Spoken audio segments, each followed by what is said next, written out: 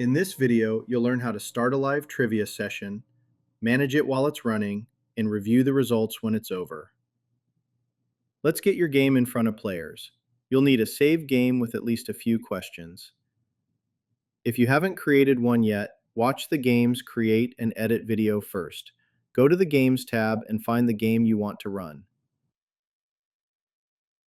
Click the Go Live button to see your hosting options. First, choose your timing. Start now or schedule for a later date and time. Next, choose how players will join, web or device. Web sessions let players join from their phones, desktops, or tablets using a game code. Device sessions do the same, but also display the game on your Roku or Fire TV split flap display. If you're using a device, select which paired device will display the game. If everyone is in the same room watching a device, enable the Hide Questions on Mobile toggle. This shows only the answer choices on players' phones. Everyone looks at the TV for the question and uses their phone just to answer. Next, set a lobby countdown. This gives players time to join before the game starts. Players can enter any time during the countdown. Once it ends, the game begins. When you're ready, click Start Session. Once live, you'll see a game code displayed on screen.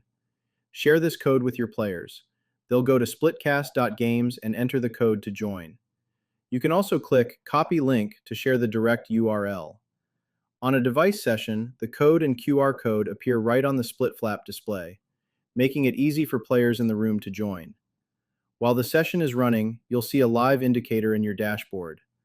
On the web, Roku, or Fire TV, you can watch players join in real time.